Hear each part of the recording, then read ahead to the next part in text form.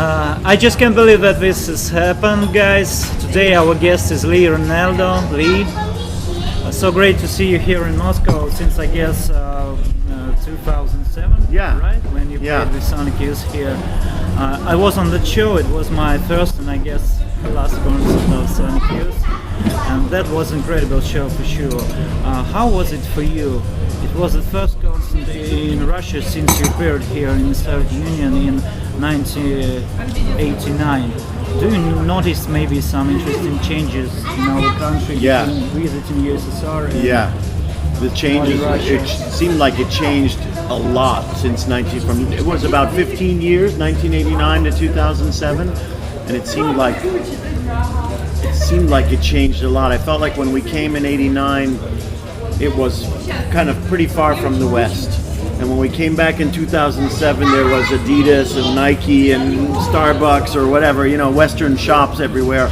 It seemed very different. It seemed like it changed very fast in a way. When we came in '89, it was just before, the Berlin Wall fell down and Glasnost and all that stuff. And it was very, very different here. And when we came in 2007, it was more similar to Western cities in a way. I guess, a little more modern feeling. But, it's always special to come here because it's still fairly far away from Europe and from the U.S. It's a very, I'm so happy to be back here, for sure. Okay, that's nice. Can you? Whose was it idea to come with the concert to the USSR in 1989? Yeah. Well, it was our record label in London.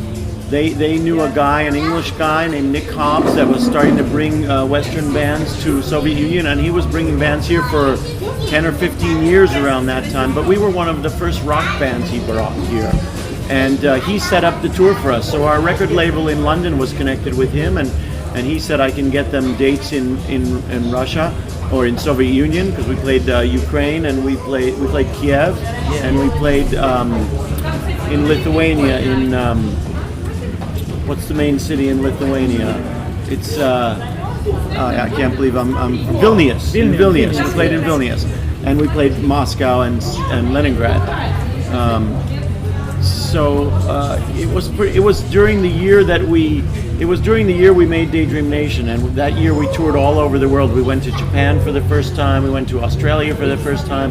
We came to Soviet Union for the first time.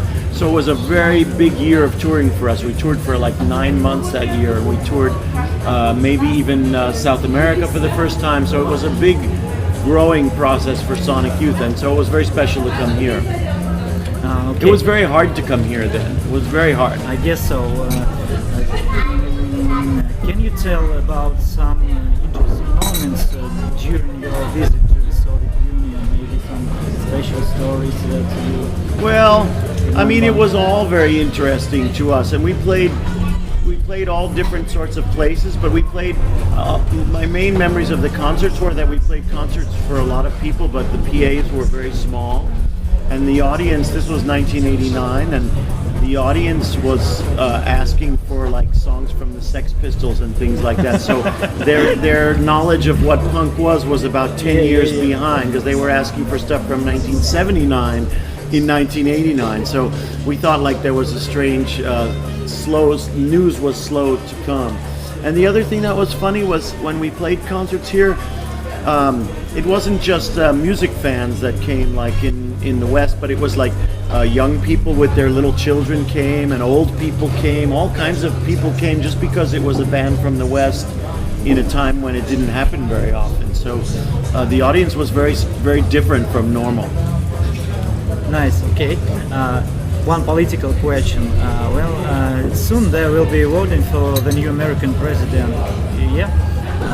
Who will you vote for? I'll vote for Hillary for sure, and she's going to win and be the next president, and it will be the first female president we'll have in the U.S.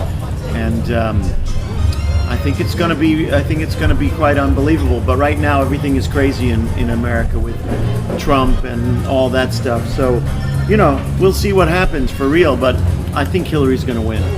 Okay, surely I watched your Instagram, and there was a picture from, I guess, Halloween holiday, where you and your family were in masks of Donald Yeah, Trump. yeah. What was it in its sarcasm about as Yeah. he is a president? Yeah, well, it was completely sarcastic, just because he was on the TV all the time at that point, and so we had them on the back of our heads, and we had the ties back here, so we had it looked like, you know, you would look from the behind us and you would see Trump, you know, with the suit and everything. That's So what it was just for fun. Okay, what do you think about Mr. Putin as a leader? Do you want such person as him, maybe as an American president? Oh, I don't know. I don't know. You know, it's hard to talk about that when I'm here. I might not be able to leave the country. I don't know. You know, it's hard. It's hard to talk about political issues like that. Okay. So, by the way, What do you think about it? That's my opinion. There's a great Netflix TV show, The House of Cards. Maybe you saw it. So I think if I were an American citizen, I would vote for Frank Underwood Yeah. or Kevin Spacey. Yeah. It doesn't matter. Yeah. The Yeah. same person. Yeah. He's very, very nice. Yeah, he seems pretty good, and I haven't really seen the show very much, but it sounds cool. Okay. You have a nice family and 3 sons. Are they proud that their father is a well-known person in guitar and musical world, or is it hard to be the son of such rock star? I don't think it's hard, because when you know, your parents are your parents, so you don't know anything different. So you know your parents as what they do. So to my kids, it's natural that this is what I do and that they come on tour and stuff like that. You know, their friends' parents put on suits and go to work in an office, and you know, their father makes music and art, and that's what they know. So it's a different lifestyle, but to them it's normal. You know, it's normal because that's how they grew up. So they don't see it as special. You know, their friends see it as very special, but they don't see it as special because it's all they've ever known. Their father never worked in an office or did anything like that. So Okay.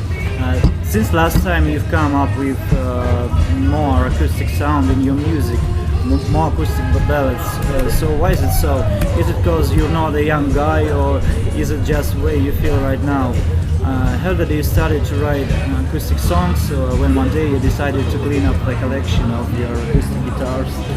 well, you know, when I started writing songs on my own rather than with Sonic Youth, I started writing more at my house instead of in the studio with the band, and it was easier to play acoustic guitars at home. And I was traveling a little bit and taking a very small acoustic with me, and I have, you know, I know we're known for having a big collection of electric guitars, but these days I have a big collection of acoustic guitars too, and I just started playing them, and I wanted to find some new things. And for me, after playing 30 years with electric guitars in public, it felt very experimental to go out with acoustic guitars, and I thought it would be funny or not funny, but I thought it would be interesting to just try some different ideas, and I was becoming inspired by the acoustic instruments. So you know, I still play. I'm going to come to Europe next month with electric guitar and play different, you know, more improv shows. But I don't know. It's interesting for me right now to challenge myself to do something quite different, and so that's why I'm working with acoustic guitars more. And my new record has acoustic guitars and electric guitars. It has full band and some things with just acoustic and some things with just electric. So it's many different things in the mix. But right now I'm having a lot of fun. I'm really enjoying finding out about new acoustic guitars, and I just bought a couple new ones, and you know, I'm really fascinated by it in the same way that I was, you know, obsessively collecting Jazz Masters and different electric guitars. So right now I'm on an acoustic guitar kick. I don't think it has to do so much with getting older, although, you know, when I first started playing guitar, I was playing acoustic for many years before I started with electric. And so, you know, it's bringing back some of the feelings I had when I was first learning to play the guitar, which is cool. Okay, so is everything all right with the Dust project? Are you planning to record some new albums?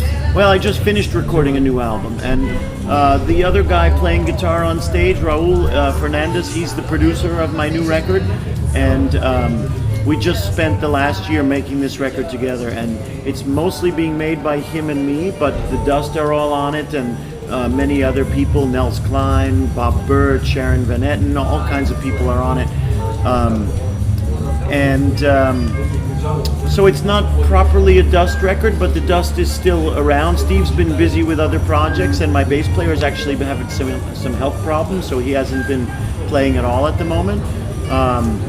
And Alan Licht from the Dust is very important on my new record, playing a lot of things on it. So yeah, I think it will continue. The idea with this band was to put together an experimental trio to come out and play some of these songs, and then when the record comes out, hopefully in September or October, we'll come back with a full band and play more electrically. Okay, let's talk about your technical stuff. When did you discover mastery bridges? You played with Masters and Jaguars since 80s.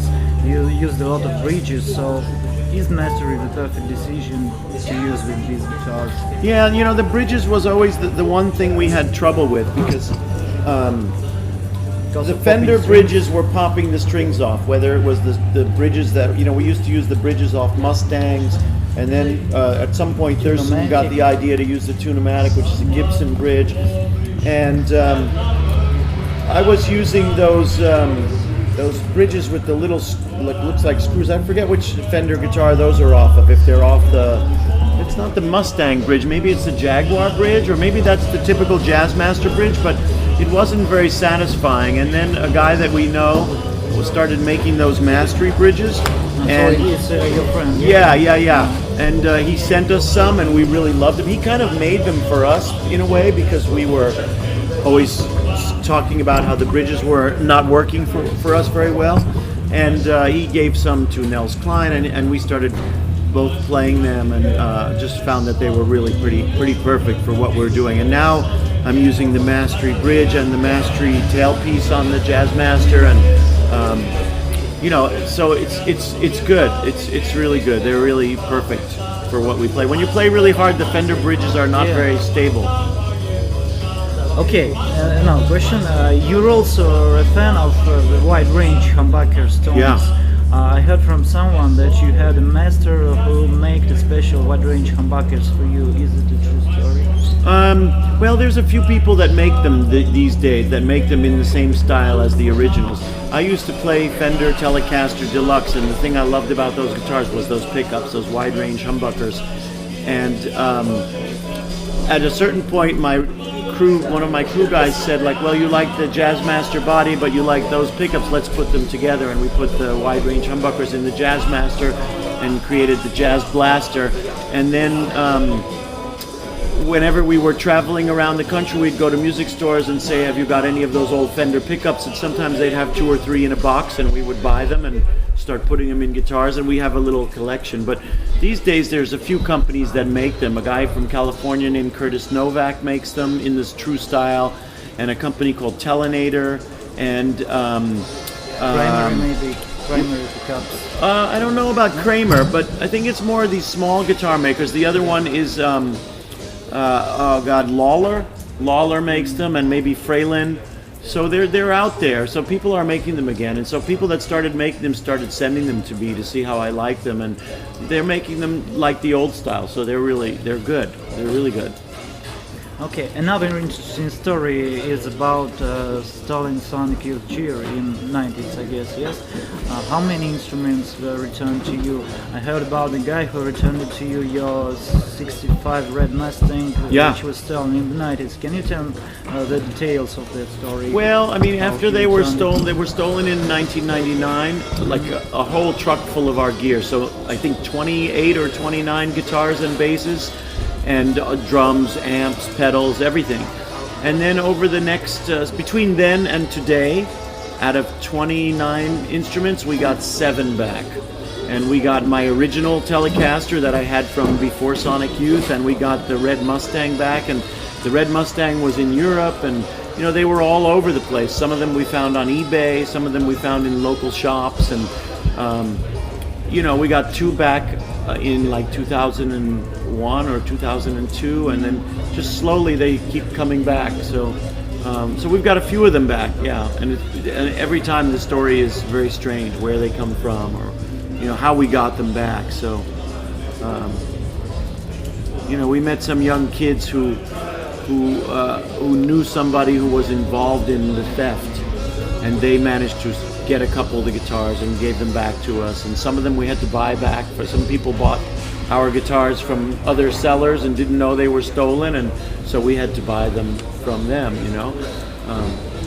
So I hope they return someday. yeah, I don't know how many more will come back at this point. Okay, what about effects pedals that you use now?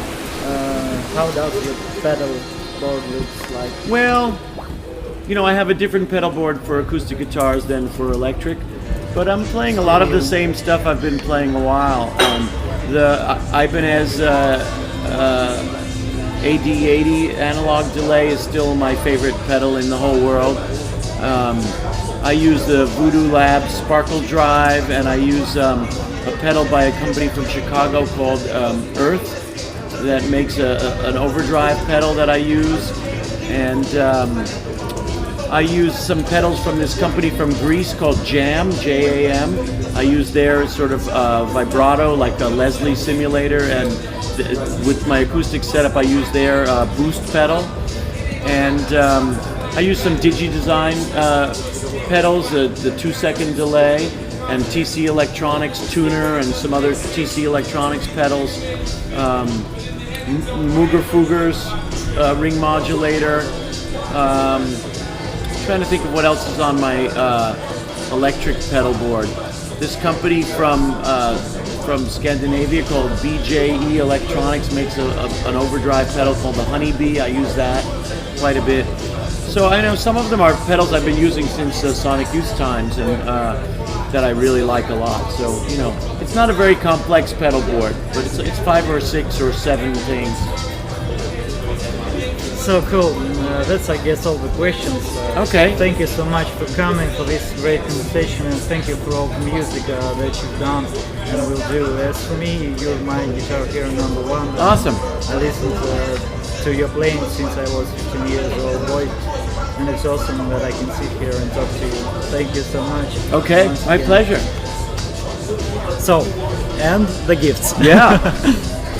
Let's see what you got. So the first one is electronica full pedal that was made in 80s. Wow. We refurbished it to the mint condition and for using with modern stuff. So that's original boss style 9 volt jack. Okay. So you can just plug it and play in out.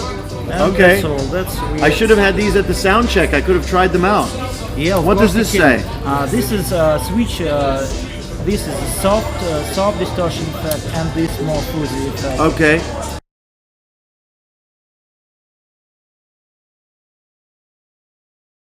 So soft and sharp. Okay. These are not original knobs. This is the soft knobs from original greenwashing knob.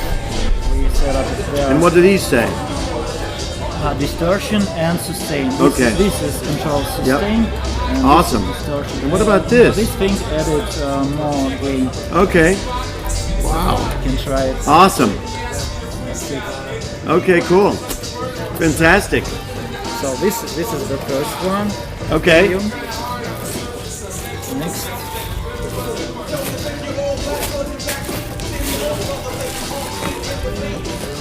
So this is wow. This is the coolest pedal we have. It's a flanger from USSR.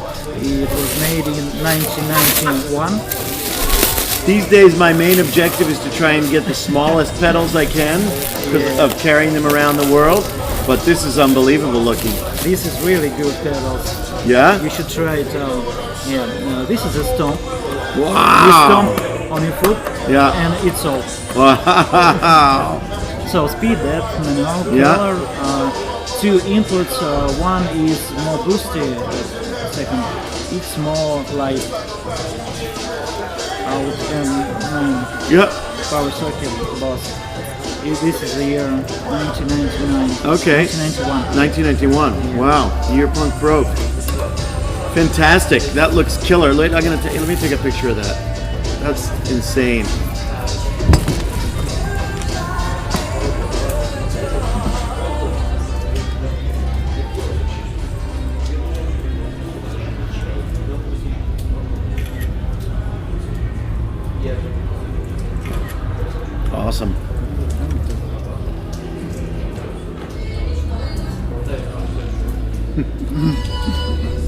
That's not all.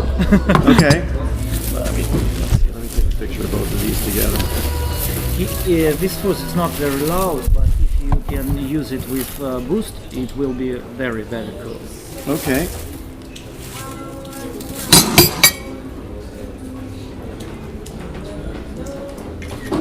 Cool.